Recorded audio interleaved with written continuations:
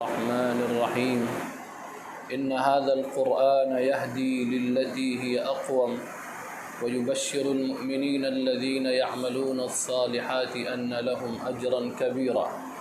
وأن الذين لا يؤمنون بالآخرة أعتدنا لهم عذابا أليما وقال النبي صلى الله عليه وسلم إن الله يرفع بهذا الكتاب أقواما ويضع به آخرين وقال النبي صلى الله عليه وسلم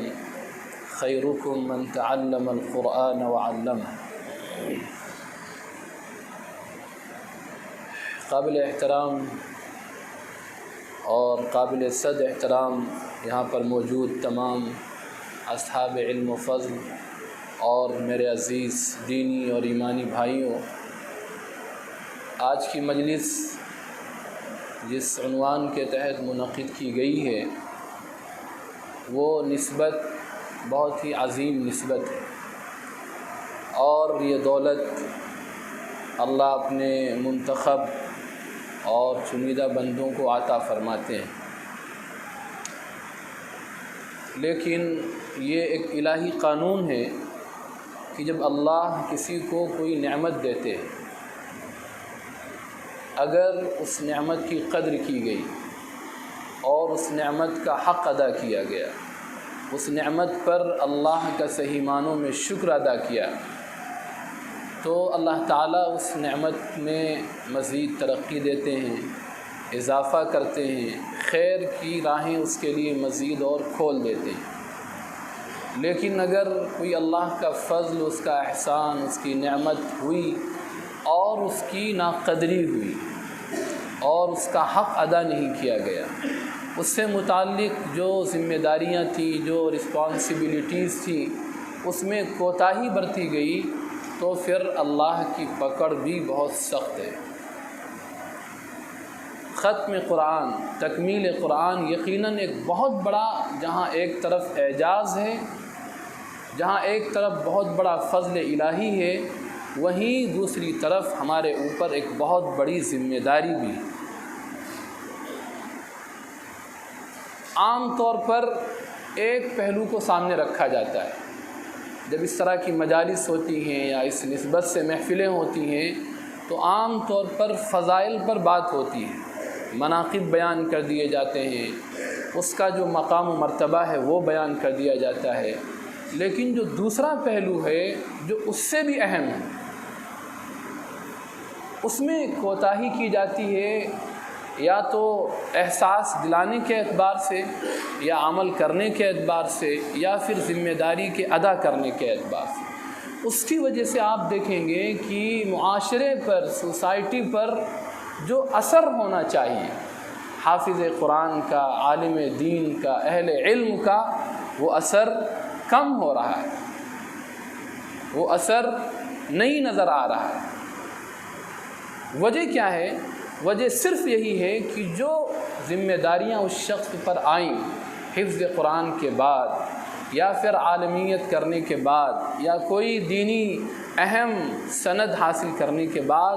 اس میں جو کوتاہی ہوتی ہے، اس کے برے اثرات خود اس کی بھی زندگی پر پڑتے ہیں اور پورے معاشرے اور سوسائٹی پر پڑتے ہیں۔ اس لیے جہاں ختم قرآن ایک نعمت ہے، یقیناً ایک بہت بڑا اللہ کا فضل ہے، وہیں میرے عزیز بھائیوں یہ ایک بہت بڑی ذمہ داری ہے جس کو موت تک ہمیں نبھانا ہے، کیونکہ اگر پڑھ لینے کے بعد کسی شخص نے قرآن میں کوتاہی کی، اس کے حفظ میں کوتاہی کی، اس کو فراموش کر دیا اور اس کو بھول گیا، تو حدیث پاک کے اندر بڑی سخت وعید ہے۔ اور قرآن یہ عجیب و غریب ایسی اللہ کی الہی کتاب ہے کہ حدیث میں ہے کہ یہ اس طرح تیزی کے ساتھ سینے سے نکل جاتا ہے جس طرح اونٹ اپنے نکھیل سے نکل جاتا ہے۔ قرآن ہی کے بارے میں قرآن کہتا ہے یضل بہ کثیرا ویہدی بہ کثیرا، کہ اس قرآن کے ذریعے سے اللہ بہت سے لوگوں کو منزل مقصود تک پہنچاتے ہیں اور بہت سے لوگوں کو اللہ حق سے ہٹا دیتے ہیں۔ وَنُنَزِّلُ مِنَ الْقُرْآنِ مَا هُوَ شِفَاءٌ وَرَحْمَةٌ لِّلْمُؤْمِنِينَ۔ ایک پہلو یہ ہے، دوسرا پہلو یہ ہے وَلَا يَزِيدُ الظَّالِمِينَ إِلَّا خَسَارًا۔ اگر قرآن کے ساتھ ہمارا رویہ ظالمانہ ہے، طاغیانہ ہے، باغیانہ ہے، تو قرآن خود کہتا ہے کہ اس کی سرکشی میں، اس کے خسارے میں مزید اور اضافہ ہو جائے گا۔ حدیث کہتی ہے ان اللہ یرفع بهذا الکتاب اقواما ویضع به آخرین، اللہ اس کتاب کی وجہ سے بہت سے لوگوں کے مقام کو بہت بلند کر دیتے ہیں، لیکن اسی کتاب کی وجہ سے بہت سے لوگوں کو اللہ پست اور ذلیل کر دیتے ہیں۔ تو جہاں ایک طرف یہ اعجاز ہے، اللہ کا فضل ہے، احسان ہے، یقیناً اگر اس اعتبار سے آپ دیکھیں تو اس روئے زمین پر اس سے بڑا کسی بندے پر اللہ کا کوئی فضل نہیں ہو سکتا ہے کہ ایک 30 پارے کی ضخیم کتاب اللہ نے اس کے سینوں میں محفوظ فرما دی۔ وہ سینہ نہیں بلکہ وہ نور کا مخزن ہے، وہ تجلیات الہی کا مرکز ہے۔ جس سینے کے اندر قرآن پاک کے 30 پارے ہوں، اس کی مثال اس طاق کے مانند ہے جس میں نور الہی اور شمع الہی روشن ہو۔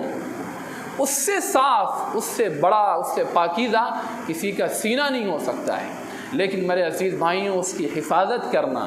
اس پاک سینے کو تمام قسم کے رذائل سے، گندگیوں سے محفوظ رکھنا، تمام قسم کے شر سے اس کو بچانا، یہ اس حافظ قرآن کی ذمہ داری ہے۔ اگر اس شخص نے یہ ذمہ داری نبھا دی تو کل قیامت کے دن جب یہ اٹھے گا تو اس کا چہرہ 14ویں رات کے مانند روشن ہوگا۔ اللہ اس کے صدقے میں اس کے گھرانے کے 10 افراد کو صرف اس کی سفارش کی وجہ سے، جن پر جہنم واجب ہو چکی ہوگی، اللہ اس بندے کی سفارش کی وجہ سے جنت میں داخل فرمائیں گے۔ ان کے والدین کو اللہ ایسے جوڑے پہنائیں گے جن کی قیمت زمین و آسمان ادا نہیں کر سکتے۔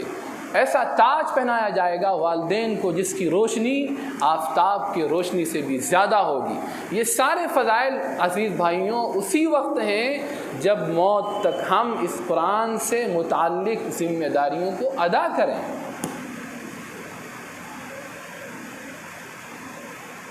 ہر چیز ذمہ داری سے جڑی ہوئی ہوتی ہے۔ کوئی چیز دنیا میں ایسی نہیں ہے کہ خالی اس کے بس فضائل ہی فضائل ہوں۔ ذمہ داری ہوتی ہے، وہ اگر ادا کی جاتی ہے تو اس کے بعد وہ چیز اسے ملتی ہے۔ تو ایسے ہی جہاں ہمارے چھوٹے بھائی نے اور محمد معاذ نے ماشاءاللہ اللہ کی اتنی بڑی کتاب، الہی کتاب، اعجازی کتاب، عالمی اور آفاقی اور انقلابی کتاب،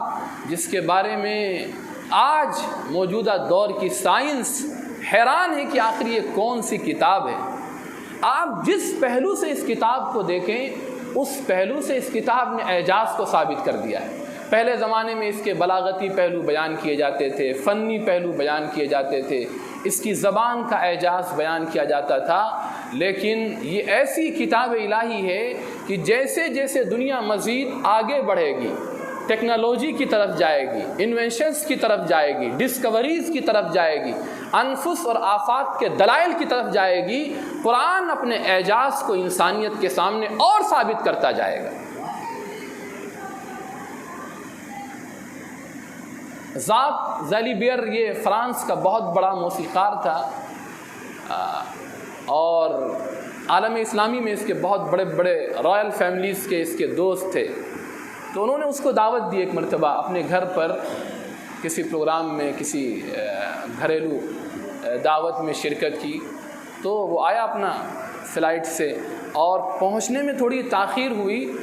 ان کی مجلس شروع ہو چکی تھی۔ عربوں کا ایک مزاج یہ ہے کہ جب بھی ان کے ہاں کوئی مجلس ہوتی ہے تو شروع میں وہ قرآن کی تلاوت کرتے ہیں، یہ ان کا ایک رواج ہے، ایک ٹرینڈ ہے ان کے یہاں کا۔ تو وہ تلاوت شروع ہو چکی تھی، وہ جیسے ہی حال میں داخل ہوا تو قرآن کی تلاوت ہو رہی تھی، سب لوگ خاموش بیٹھے تھے اور وہ بھی جا کر بیٹھ گیا۔ لیکن جب اس نے قرآن کو سننا شروع کیا، زندگی میں پہلی بار اس نے قرآن کو سنا تھا، تو جب قرآن ختم ہوا تو ایک دم سے وہ حیران، آنکھیں اس کی پھٹی کی پھٹی، اور اس کے بعد اس نے جب پہلا لفظ کہا کہ آپ ہمیں یہ بتائیے کہ آخر یہ جو سانگ ابھی چل رہا تھا یہ کس کا ہے؟ تو ان کے دوست نے کہا کہ یہ سانگ نہیں ہے، یہ قرآن پاک جس کو ہم آخری کتاب مانتے ہیں، پوری انسانیت کی ہدایت کی کتاب ہے، یہ وہ اس وقت اس کی تلاوت ہو رہی تھی۔ اس نے دوسرا سوال کیا کہ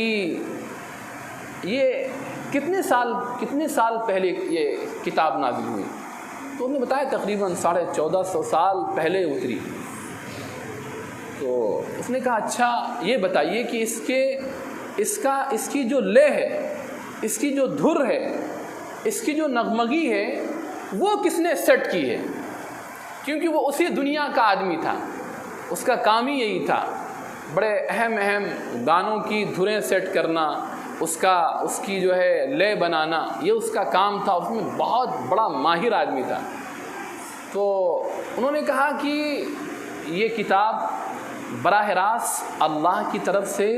جبرائیل امین لے کر آئے ہیں، اور جیسے اللہ کی طرف سے نازل کی گئی ہے بالکل ہو بہو اسی طرح محمد الرسول اللہ صلی اللہ علیہ وسلم تک پہنچی ہے، جو اس انسانیت کے آخری نبی ہیں۔ اور انہوں نے جس انداز میں پڑھا، اس انداز کو ان کے صحابہ نے سیکھا، اور وہ انداز منتقل ہوتے ہوتے آج تک محفوظ چلا آ رہا ہے۔ تو پھر اس نے سوال کیا، اس نے کہا کہ یہ ٹھیک ہے، لیکن اس کا بھی کوئی ایک قاعدہ ہوگا، اس کا کوئی سسٹم ہوگا، اس کا کچھ متعین قوانین ہوں گے،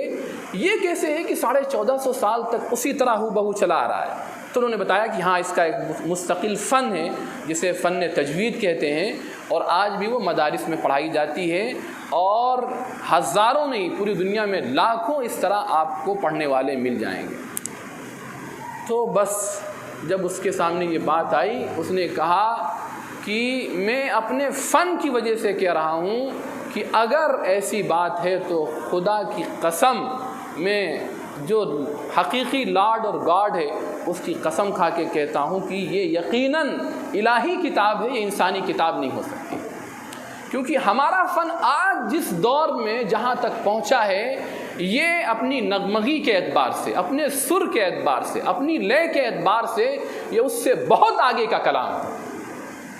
اور وہیں پر سارے مجمع میں اس نے کہا کہ میں گواہی دیتا ہوں کہ یقیناً یہ اللہ کی کتاب ہے، اس کے سوا کوئی معبود نہیں۔ اس میں باقاعدہ کلمہ پڑھا، اور کلمہ پڑھنے کے بعد فرانس میں ڈاکٹر عبدالحمید صاحب ہیں، جانتے ہیں جو اہل علم ہیں، انہوں نے فرانس میں بہت زبردست اسلام کا تعارف کروایا تھا، بڑی اہم ان کی کتابیں ہیں۔ تو جانے کے بعد اپنا گیا ان کے پاس، بتایا اس نے میرے ساتھ ایسا واقعہ پیش آیا اور میں نے اسلام کو قبول کیا ہے، لیکن میں قرآن کو جیسا نازل ہوا ہے میں ویسا ہی پڑھنا چاہتا ہوں۔ تو انہوں نے ایک قاری صاحب کو لگایا۔ قاری صاحب جو ہے وہ زیادہ ماہر نہیں تھے، جیسے اپنے یہاں بہت سے ہوتے ہیں بیچارے، وہ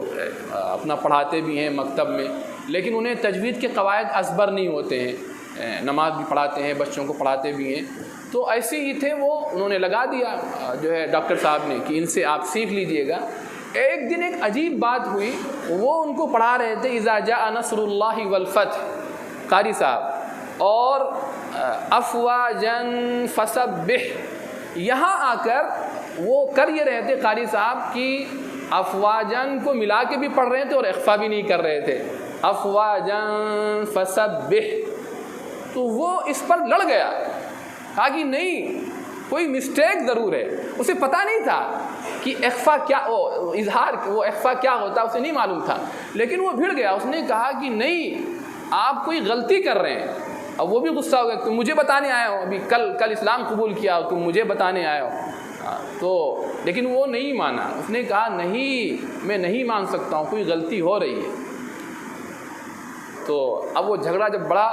تو کہا چلو اچھا چلو پوچھتے ہیں کسی سے۔ تو ایک بڑے قاری صاحب کے پاس گئے اور ان سے جب پوچھا تو انہوں نے کہا ہاں آپ سے غلطی ہو رہی ہے، آپ یہاں پر اخفا چھوڑ رہے ہیں، اگر آپ ملا کے پڑھ رہے ہیں تو افواجن فسبح۔ جیسے ہی اس نے یہ کہا، اس نے لپک کے فوراً اس قاری کو اپنے گلے سے لگا لیا اور اس کی پیشانی کو بوسہ دیا۔ اس نے کہا کہ میرا فن کہہ رہا تھا کہ اگر خدا کا کلام ہے تو اس میں یہ غلطی نہیں ہو سکتی۔ یہ قرآن کا اعجاز موسیقی نغمگی کے اعتبار سے ہے، جو ایک بالکل نیا اعجاز سامنے آیا ہے۔ کہ اس فن کے جو ماہرین ہیں وہ یہ کہہ رہے ہیں کہ قرآن کی جو نغمگی کا اعجاز ہے وہ آج کی میوزک اور نغمگی سے بہت آگے کی چیز ہے۔ اور آج جانتے ہیں دنیا جس وقت پریشانی کے دور سے، انزائٹی اور بے چینی کے دور سے گزر رہی ہے، آج بہت بڑے بڑے انسٹیٹیوٹس میں باقاعدہ قرآن کے ذریعے سے، اس کی تلاوت کے ذریعے سے ان مریضوں کو جو ڈپریشن میں جا چکے ہیں قرآن کی تلاوت سنا سنا کر ان کا علاج کیا جا رہا ہے۔ اور میں ایک تجربے کی بات بتا رہا ہوں، آپ کبھی بھی بہت غم میں ہو، ٹینشن میں ہو، تکلیف میں ہو، آپ کسی اچھے قرآن پڑھنے والے کے قرآن کو تنہائی میں یکسوئی کے ساتھ سنیے، آپ خود محسوس کریں گے قلب کو کیسی راحت ملتی ہے۔ میں نے کچھ تجربہ کیا ہے چھوٹے چھوٹے بچوں پر جو ضدی رونے والے، ان پر میں نے تجربہ کیا ہے، تو الحمدللہ جیسے کسی اچھے قاری کی قرأت لگا کر ان کو دی جاتی ہے، تھوڑی دیر کے بعد ان کا رونا بند ہو جاتا ہے، اور بعض بچے تو ایسے ایسے جھومنے لگتے ہیں اپنی آنکھوں سے دیکھی باتیں۔ تو میرے عزیز بھائیوں، یہ قرآن بہت عجیب و غریب اللہ کی کتاب ہے، اور اس کا کہنا ہے قرآن کا کہ جیسے جیسے یہ دنیا آگے بڑھے گی ہم ثابت کریں گے کہ یہ الہی کتاب ہے۔ سنریہم آیاتنا فی الآفاق وفی انفسہم حتی یتبین لہم انہ الحق، ان قریب ہم انفس اور آفاق میں ایسی ایسی اللہ کی قدرت کی نشانیاں انسانوں کو دکھائیں گے کہ یہ انسان یہ کہنے پر مجبور ہو جائیں گے انہ الحق، کہ یقیناً یہ بالکل برحق کتاب ہے۔ اور دنیا اس طرف بڑھ رہی ہے۔ ہمیں ہرگز کسی بھی لمحے میں حالات چاہے جتنا کشیدہ بنا دیے جائیں، چاہے جتنے سخت بنا دیے جائیں، ہمیں اپنے مستقبل سے مایوس ہونے کی ضرورت نہیں ہے۔ مستقبل یہ بات طے ہے کہ صرف قرآن اور اسلام ہی کا ہے اور کسی کا نہیں ہے، کیونکہ حقیقت جو ہوتی ہے وہ ضرور حالات کا شکار ہوتی ہے، لیکن حقیقت کو دبایا نہیں جا سکتا ہے۔ مثال ہمارے سامنے ہے، رشا میں کیا نہیں کیا گیا قرآن کو مٹانے کے لیے۔ میں براہ راست جانتا ہوں کچھ ہمارے ساتھی تھے جو رشا سے 3 سال پہلے واپس آئے وقت لگا کر، انہوں نے بتایا کچھ ایسے بوڑھے لوگوں سے ملاقاتیں ہوئیں جو کمیونسٹوں کے دور میں تھے، اور ان کے چھوٹے چھوٹے بچوں کو گولیوں سے بھون دیا گیا تھا، صرف اس وجہ سے کہ وہ گھر کے اندر چھپ کر قرآن پڑھ رہے تھے۔ آرڈر تھا حکومت کا کہ اگر کسی گھر سے قرآن کی آواز آ جائے تو پورے گھر کو شوٹ کر دیا جائے۔ نقلی بھیس بنا کر رشا کے اندر حکومت کے کارندے، جاسوس، نقلی صافہ، نقلی داڑھی، ٹوپی لگا کر کلاس میں داخل ہوتے تھے، اور بڑی محبت کے ساتھ بچوں کے سامنے آ کے کہتے تھے، بچوں السلام علیکم ورحمۃ اللہ وبرکاتہ۔ اگر کسی بچے نے بھول کر بھی کہ یہ ہمارے مذہب کا سلام ہے، اگر اس نے بھول کر بھی جذبے میں آ کر کہہ دیا وعلیکم السلام، اسی وقت کلاس سے نکال کر وہیں پر گولی مار دی جاتی۔ یہ کیا گیا ہے قرآن کو مٹانے کے لیے، لیکن کیا قرآن رشا سے مٹ گیا؟ آج الحمدللہ رشا میں جو انقلاب ہے، اگلے صرف 20 سال میں توقع نہیں بلکہ یقین یہ ہے کہ اگلے 20 سال میں رشا کی اکثریت مسلمانوں کی ہوگی۔ ابھی 3 سال پہلے 18 اگست کو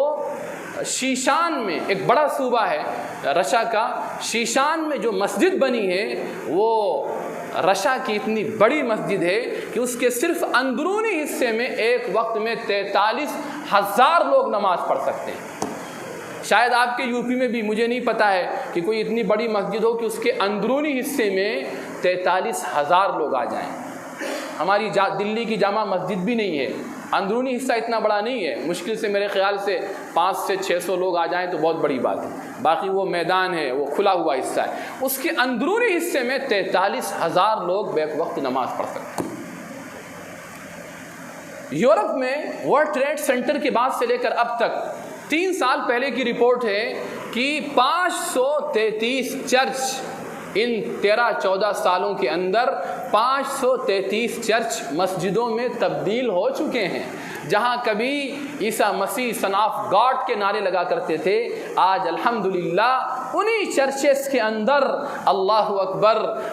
اکبر کی صدائیں گونج رہی ہیں اور ہزاروں مسلمان اپنی پیشانی اپنے رب کے سامنے خم کر رہے ہیں۔ لندن کی جامع مسجد جس کے سامنے 3-4 منزلہ بہت بڑا چرچ ہے، اتوار کو ان کی پوجا ہوتی ہے اور بہت مشکل سے ان کی پہلی منزل بھرتی ہے۔ اسی کے سامنے جو جامع مسجد ہے، ہر جمعے کے دن وہ بھی 3-4 منزلہ مسجد پوری کھچا کھچ بھری ہوتی ہے، سامنے پارک ہے وہ بھی بھر جاتا ہے۔ یہ جو ایک انقلاب ہے میرے عزیز بھائیوں، دنیا اسی سے ڈر رہی ہے، دنیا اسی سے خوف کھا رہی ہے، اس وجہ سے یہ فضا بنائی جا رہی ہے، ہر ملک کو اسی طرف لے جانے کی کوشش کی جا رہی ہے، لیکن ہم اپنے مستقبل سے مایوس نہیں ہو سکتے ہیں۔ ضرورت اس بات کی ہے کہ ہم اپنے مستقبل کے لیے کوئی لاہ عمل طے کریں، کوئی پلان، کوئی منصوبہ طے کریں اور اس کی بنیاد پر عملی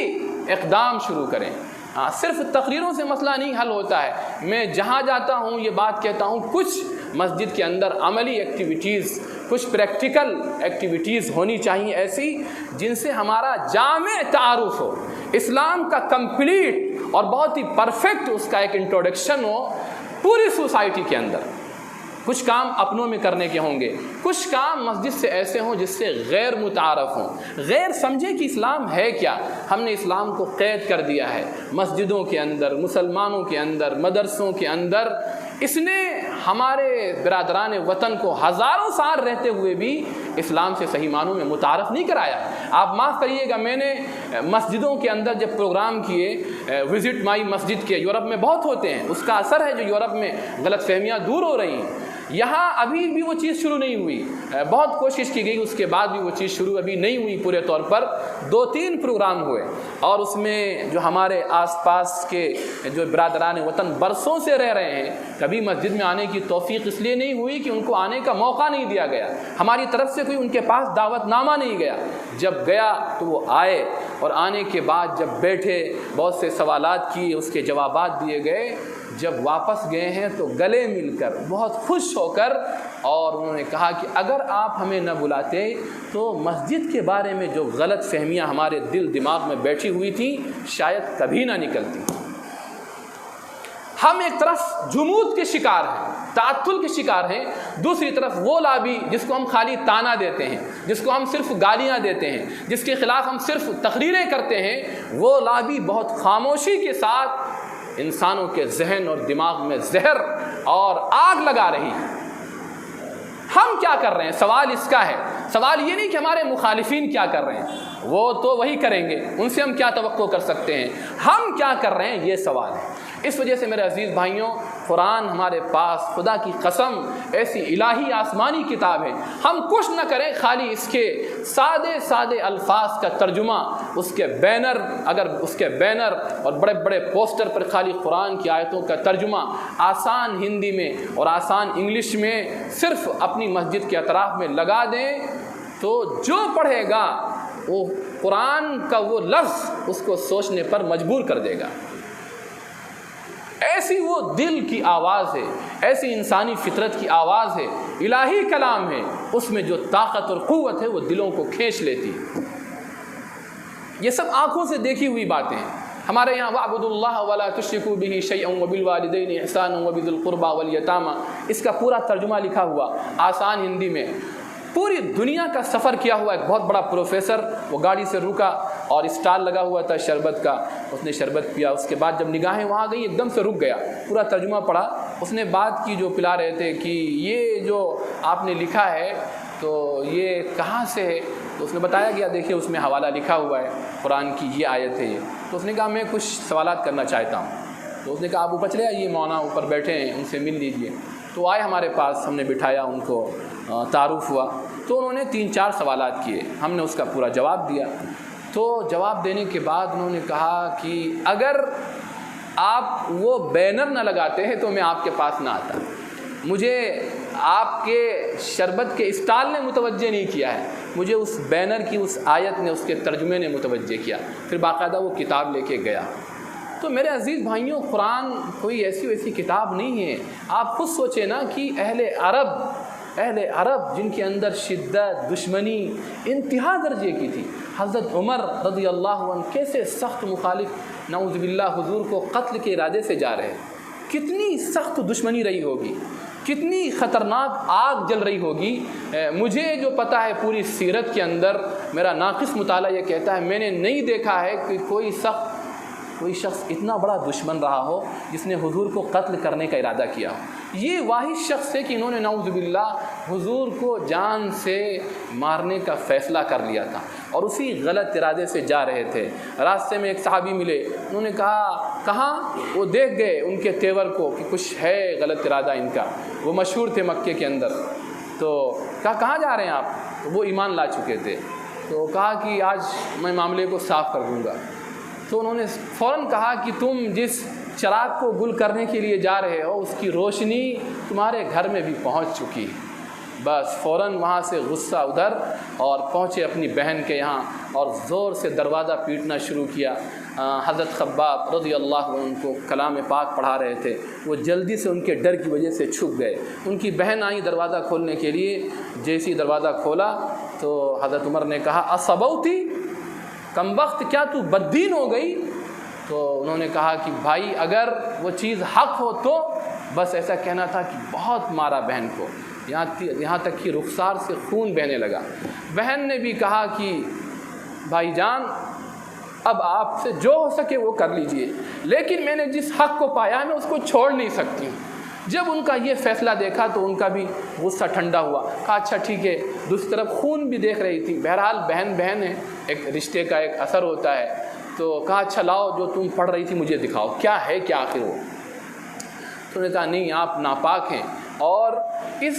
اللہ کے پاک کلام کو میں ناپاک ہاتھ میں نہیں دے سکتی، جب تک آپ غسل کر کے پاک صاف نہ ہو جائیں میں اپنے پاک رب کے کلام کو آپ کے ہاتھ میں نہیں دے سکتی۔ گئے غسل کیا اور غسل کرنے کے بعد آئے، اور آج پہلی مرتبہ حضرت عمر رضی اللہ عنہ نے جہاں طٰہٰ ما انزلنا علیک القرآن لتشقى الا تذکرة لمن یخشى تنزیلا ممن خلق الارض والسماوات العلی الرحمن علی العرش استوى له ما في السماوات وما في الارض وما بينهما وما تحت الثرى وإن تجهر بالقول فإنه يعلم السر وأخفى الله لا إله إلا هو له الأسماء الحسنى۔ بس اتنا کلام الہی سننا تھا کہ حضرت عمر ایک دم سے بدل گئے، ختم وہ ساری دشمنی، سارے گندے جذبات ختم، اور زبان پر یہ لفظ آئے کہ مجھے بتاؤ اس وقت محمد الرسول اللہ کہاں بیٹھے ہیں؟ یعنی یہ دل سے آواز تھی عمر تو نے یہ کیا کیا ان کے بارے میں غلط زبان استعمال کر کے، اس کلام حق کو سن، تیرے یہ دل کی آواز ہے۔ ایک دم سے ان کے دل نے جھنجھوڑا اور فوراً حضور کی خدمت میں حاضر ہوئے اور کلمے کی شہادت دی۔ اس کے بعد اسلام میں آ کر جو دین کی خدمت کی ہے ان کا ایک اپنا امتیاز اور ان کی ایک شان ہے۔ تو آج اس روئے زمین پر، آج ہمارے اس ملک میں اگر بہت سے بد زبان، بہت سے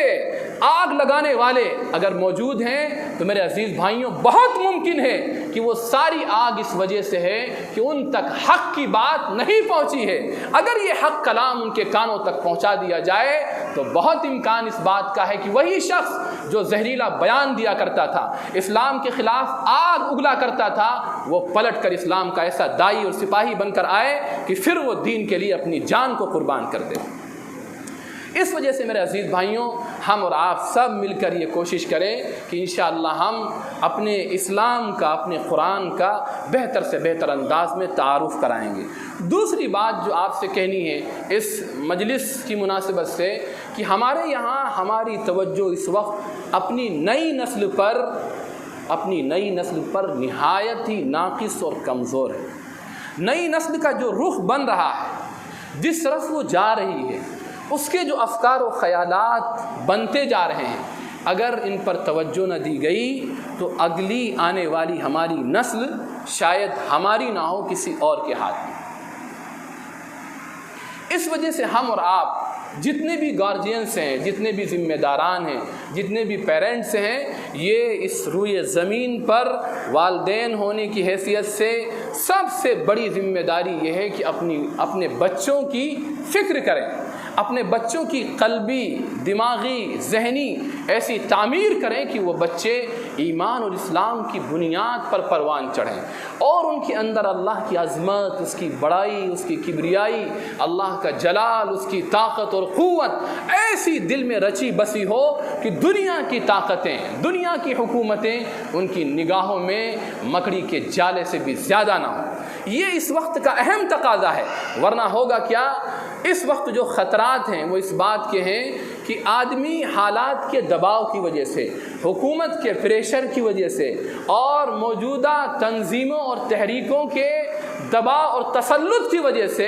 ایک بہت بڑی لابی حق سے ہٹ کر باطل کے ساتھ جا سکتی ہے، اور اس کے امکانات دکھ رہے ہیں، اس کے خطرات دکھ رہے ہیں۔ باقاعدہ ایسے واقعات پیش آ چکے ہیں آپ کے لکھنؤ شہر میں کہ جس کو سن کر بدن کے رونگٹے کھڑے ہو جائیں، پیروں سے زمین نکل جائے۔ بہت دیندار گھرانے کے اندر واقعات پیش آئے ہیں کہ ان کے بچے اور ان کی بچیوں نے کفر کی طرف جانے کا فیصلہ کر لیا۔ ڈالی گنج ہی کا واقعہ ہے، اگرچہ وہ پرانا واقعہ ہے لیکن یہیں پیش آیا تھا۔ یہ جو اپنا مندر ہے ہنومان سیتو، ایک نقاب والی عورت، باحیا عورت، نمازی عورت اپنے بچے کو لیے ہوئے جا رہی تھی۔ جیسے ہی وہ ہنومان سیتو کے پاس سے گزری، ایک دم سے بچے نے کہا کہ امی جان صرف 5 منٹ رکیے، میں ابھی واپس آتا ہوں۔ تو وہ سمجھی کہ شاید یہ چاکلیٹ وغیرہ لینے جائے گا، تو وہ رک گئی۔ وہ بچہ سیدھے اترا اور جانے کے بعد اس نے ہنومان کی جو تصویر، جو مورتی تھی، وہاں جا کر اس نے پیشانی رکھ دی اور رکھ کر واپس آ گیا۔ اس ماں کا دل دہل گیا، وہ لرز گئی بیچاری، کیونکہ دیندار آدمی سب کچھ تو برداشت کر سکتا ہے لیکن اس کو برداشت نہیں کر سکتا ہے کہ اس کا بچہ اس کی نگاہوں کے سامنے کفر و شرک کرے۔ تو ایک دم سے بلک کر رونے لگی اور کہا اس نے، میرے بیٹے تم نے یہ کیا کیا؟ تو اس نے سب بتایا کہ آپ نے مجھے جہاں پڑھنے کے لیے بھیجا ہے وہاں ہمیں یہ سب بتایا جاتا ہے، ان کے اندر بہت شکتی ہے، طاقت ہے۔ لیکن وہ عورت بے چین ہو کر فوراً آئی۔ اس وقت حضرت مولانا علیہ الرحمہ باحیات تھے، مولانا کے پاس پہنچی، اور جب اس نے مولانا سے وہ واقعہ بیان کرنا شروع کیا تو مولانا کی بھی آنکھوں میں آنسو آ گئے۔ اور پھر مولانا جو ہے جب اجلاس ہوتے تھے اردو ملی کونسل کے، تو اس میں اس واقعے کو بڑے درد سے بیان کرتے تھے اور کہتے تھے یہ بات کہ اگر تم نے اپنی آنے والی نسل کی فکر نہ کی تو نسلوں کی نسلیں ارتداد کی طرف چلی جائیں گی۔ آج وہ چیز ہو رہی ہے۔ لکھنؤ ہائی کورٹ کے اندر جو درخواستیں آئی ہیں، الحمدللہ ایک پوری ٹیم ہے وکیلوں کی، وہ جو اندر کی حالات آ کر بتاتی ہے، میرے عزیز بھائیوں نیند اڑ جاتی ہے کہ وہ گھرانے جو کبھی دین کے علمبردار ہوا کرتے تھے، جہاں مائیں لا الہ الا اللہ محمد الرسول اللہ کی صدائیں لگایا کرتی تھیں، قرآن کی تلاوت کیا کرتی تھیں، آج ان گھروں کے بچے اور بچیاں کفر اور شرک کی طرف جا رہے ہیں۔ اس وجہ سے میرے عزیز بھائیوں، ہماری اور آپ کی ایک ذمہ داری یہ ہے کہ ہمارے بچے اور ہماری بچیاں، جو 9 سال سے چھوٹی بچیاں ہیں وہ، اور جو بچے ہیں وہ سب کے سب مسجد کے اندر باقاعدہ ماحول کے ساتھ ضرور مکتب کے اندر ان کی شمولیت، ان کا داخلہ، ان کی پڑھائی کا نظم، ان کی تعلیم و تربیت کا انتظام ایسا مضبوط ہو کہ ہمارے بچے اندر سے ڈھل رہے ہوں، اندر سے بن رہے ہوں، اندر سے ایسے مضبوط اور ٹھوس اور فولادی ہوں کہ بڑا سے بڑا حملہ بھی ان کو حق سے ہٹا نہ سکے۔ یہ وقت کا اہم تقاضا ہے۔ مدرسے اپنا کام کر رہے ہیں، لیکن ضرورت اس بات کی ہے کہ ہماری ہر مسجد اس مسجد کے اطراف میں جتنے گھر ہیں ان کا پورا سروے ہو، سروے کے بعد ہر گھر میں کتنے بچے ہیں ان کی پوری لسٹ آئے، اور پھر جو ہمارے ذمہ داران حضرات ہیں، امام صاحب کے ساتھ ذمہ دار حضرات بیٹھ کر باقاعدہ اس کی ترتیب بنائیں۔ اگر کوئی بچہ نہیں آ رہا تو اس کے والدین سے بات کریں، اس کے پاس جائیں، اس کو کنوینس کریں، اور سارے بچوں کی تعلیم کا بہترین نظام بنایا جائے۔ آپ مجھ سے جو کہیں گے سپورٹ کے لیے، میں ہر اعتبار سے تیار ہوں، انشاءاللہ آپ کا پورا ساتھ دوں گا، پوری رہنمائی کروں گا۔ جب ٹریننگ کی ضرورت پڑے گی بچوں کو کیسے پڑھایا جائے، کیسے ان کی تعلیم و تربیت کا نظام ہو، الحمدللہ اس کا پورا انتظام آپ کے حوالے کیا جائے گا۔ لیکن ذمہ داری آپ کو نبھانا پڑے گا۔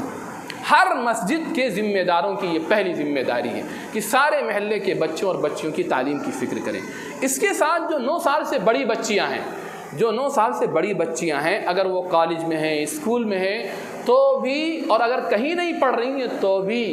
کم سے کم 1-1.5 گھنٹے کی کلاس ان کی ضرور شروع کی جائے، اور اس کا پورا نظم ہے، پورا انشاءاللہ اس کا انتظام ہے، وہ پورا آپ کو بتایا جائے گا کیسے کرنا ہے۔ لیکن جو آپ کا کام ہے سروے کر کے پوری لسٹ تیار کرنا، اور لسٹ کے بعد پھر اب کتنے بچے ہوتے ہیں، کتنے کلاس بنانے پڑیں گے، وہ ساری چیزیں جب آ جائیں گی تو انشاءاللہ آگے کا مرحلہ وہ پورا بتا دیا جائے گا، کریں گے انشاءاللہ۔ ہاں یہ کام آپ کریے، یہ وقت کی سب سے اہم اور نازک ذمہ داری ہے۔ بہت سخت مرحلے سے ہم گزر رہے ہیں، خاص کر اپنی نئی نسل کے بارے میں۔ ہم یہ نہ سوچیں یہ بچہ ہمارا ہے، یہ بچی ہماری ہے، وہ تو اچانک جب حادثہ پیش آئے گا تب پتہ چلے گا کہ یہ بچہ اور بچی ہماری نہیں، کسی اور کی۔ اور اگر ہم نے انشاءاللہ ان بچوں کو تیار کر دیا، ان کے اندر اللہ کی محبت بٹھا دی، اللہ کی عظمت بٹھا دی، رسول اکرم صلی اللہ علیہ وسلم کی محبت، عشق، ان کا احترام، ان کا تقدس بٹھا دیا، صحابہ کرام کی محبت ان کے دلوں میں بٹھا دی، تو پھر انشاءاللہ آپ یقین مانیے کہ ہمارے بچے کہیں نہیں جائیں گے۔ لاکھ ان پر حملے ہوں، لاکھ ان پر اٹیک کیے جائیں، انشاءاللہ یہ کسی طرف نہیں جائیں گے۔ میں اکثر مثال دیتا ہوں، اس وقت جب سے ابھی یہ جو رمضان میں جو جنگ ہوئی تھی فلسطین کی اور اسرائیل کی، اس میں ایک چھوٹا سا ایک ویڈیو وائرل ہوا تھا، بہت ہی اس میں سبق ہے ہم سب کے لیے، اور یہ سمجھانے کے لیے کہ اگر بچوں کی تربیت آپ نے ایمانی بنیادوں پر کی ہے تو پھر انشاءاللہ ہمیں کوئی خطرہ نہیں، بڑی سے بڑی طاقت ان کو حق سے نہیں ہٹا پائے گی۔ وہ جو ویڈیو آیا تھا اس میں ایک فلسطینی بچہ نیک گھرانے کا، اس کو اسرائیلی پولیس نے پکڑ لیا، اور پکڑنے کے بعد 3 اسرائیلی پولیس والے اپنی گن لے کر اس کے اوپر چڑھے ہوئے ہیں، اور گن ان کے سینے کے اوپر اس کی نلی رکھی ہوئی، اور اس بچے سے یہ کہہ رہے تھے کہ حق سے ہٹ جاؤ، اسلام کو چھوڑ دو۔ لیکن اس بچے کی جب روح پرواز ہوئی ہے، اس سے پہلے جو جملہ اس نے کہا ہے وہ باقاعدہ اس کے اندر اس کی آواز آتی ہے، اس پیارے چھوٹے سے معصوم بچے نے یہ کہتے ہوئے اپنی جان آفری کے سپرد کی، اشہد ان لا الہ الا اللہ و اشہد ان محمد رسول اللہ۔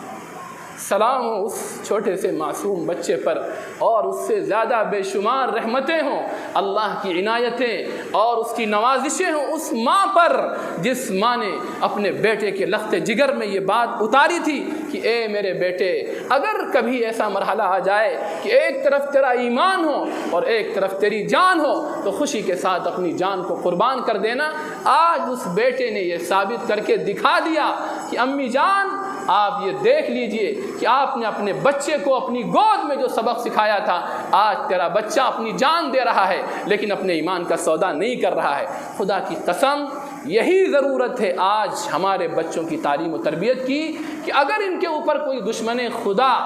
وہ ان کے سینے پر چڑھ کر، سینے پر ان کی کنپٹی پر بندوق رکھ کر بھی یہ کہے کہ تم ایمان کو چھوڑ دو، ہمارا بچہ دکھا دے کہ ایمان کیا چیز ہے، اسلام کیا چیز ہے، وہ اپنی جان خوشی کے ساتھ مسکراتے ہوئے چہرے کے ساتھ قربان کر دے، لیکن کبھی ایمان کا سودا کرنے کے لیے تیار نہ۔ ہم اپنے بچوں کو اس رخ پر تیار کریں، اس کے لیے ہمیں نظام دینا پڑے گا، اس کے لیے ہمیں ایک سسٹم دینا پڑے گا، تب بچے تیار ہوں گے۔ بچے ہماری تقریر سے تیار نہیں ہوں گے، بچے امام صاحب کی تقریر سے تیار نہیں ہوں گے، بچے بڑے سے بڑے مقرر اور خطیب کی تقریر سے تیار نہیں ہوں گے، بچے ایک پلاننگ سے، ایک منصوبے سے، ایک سسٹم سے، ایک تعلیمی نظام سے تیار ہوتے ہیں۔ آج آپ دیکھیں کہ تعلیمی نظام نے کیسی تباہی مچائی ہے، وہ تعلیمی نظام جو غیروں کے ہاتھ میں ہے، ہمارے ہاتھ میں جو تعلیمی نظام ہے ہم نے اس کو سمیٹ کر رکھا ہے۔ اگر ہم اپنا بہترین تعلیم و تربیت کا نظام قائم کریں تو انشاءاللہ پھر آپ دیکھیں گے کہ یہی ہمارے بچے مستقبل کے ایسے معمار ہوں گے، ایسے حق کے ایسے علمبردار اور ایسے داعی ہوں گے کہ یہ حق کا پیغام پوری انسانیت کو سنائیں گے، حق کی للکار لگائیں گے، حق کی طرف انسانوں کو متوجہ کریں گے، انسانوں کے دلوں کو جھنجھوڑیں گے، حق کی بات دلائل کے ساتھ رکھیں گے، دنیا ان کی اس حق کی آواز کو سننے پر مجبور ہوگی۔ دنیا کے پاس کچھ نہیں ہے، دنیا کا دامن خالی ہے۔ خدا کی قسم ہمارے پاس جو حق کی طاقت ہے، جو صداقت کی طاقت ہے، اس کے دلائل کی طاقت ہے، دنیا کا دامن اس سے خالی ہے۔ طاقت کے بل پر، حکومت کے بل پر، فوج کے بل پر کوئی چیز بہت دن تک نہیں چلائی جا سکتی ہے۔ تاریخ نے بارہا اس کو دیکھا ہے۔ حق کا ایک جملہ پوری قوم کو بدلنے کے لیے کافی ہے۔ وہ تاتاری جنہوں نے ہزاروں کی لاشیں بچھا دی مسلمانوں کی، لیکن ایک جملے نے پوری تاتاری قوم کو اس باطل سے حق کی طرف پلٹ دیا۔ اس وجہ سے ہمارے پاس جو طاقت ہے، دنیا کے پاس وہ طاقت نہیں ہے۔ وہ حق و صداقت کی طاقت ہے، سچائی کی طاقت ہے، ریئلٹی کی طاقت ہے۔ ہم اس کا اظہار کریں، اس کے لیے اپنی نسل کو تیار کریں۔ میرے عزیز بھائیوں، اس وقت کا اس مجلس کا یہی سب سے اہم پیغام ہے کہ اس قرآن کے ذریعے سے ہم اپنے بچوں کو سنواریں، بنائیں، نئی نسل کو بنائیں۔ اور اس میں ہماری جو مائیں اور بہنیں تشریف لائی ہیں، میں ان سے بھی درخواست کر رہا ہوں کہ ماؤں کی سب سے بڑی ذمہ داری ہوتی ہے بچوں کی تربیت، بچوں کو سنوارنا، بچوں کو بنانا، یہ ماں کی سب سے بڑی ذمہ داری ہے۔ اگر ماں نے یہ ذمہ داری اوڑھ لی تو انشاءاللہ وہ بچہ ہیرا بن کر نکلے گا، وہ بچہ کام کا نکلے گا، وہ بچہ انشاءاللہ انسانیت کے سامنے حق کا پیغام رکھے گا۔ مائیں جب درد کو اندر لیتی ہیں، ان کے اندر پیدائشی طور پر کچھ صفات ہوتی ہیں عورتوں کے اندر، اللہ کو وہ چیزیں محبوب ہیں۔ رونے کی صفت، بے چینی کی صفت، بچوں کی تعلیم و تربیت کا احساس اگر ان ماؤں کے اندر پیدا ہو گیا تو انشاءاللہ ہم دیکھیں گے کہ ہماری نسلیں مستقبل میں کیا بڑے بڑے کام انجام دیں گی۔ تو بس یہ چند گزارشات ہیں آپ سے جو اس وقت آپ کے سامنے عرض کی گئی ہیں۔ اللہ تعالیٰ مجھے بھی اور آپ حضرات کو ان گزارشات پر عمل کی توفیق عطا فرمائے۔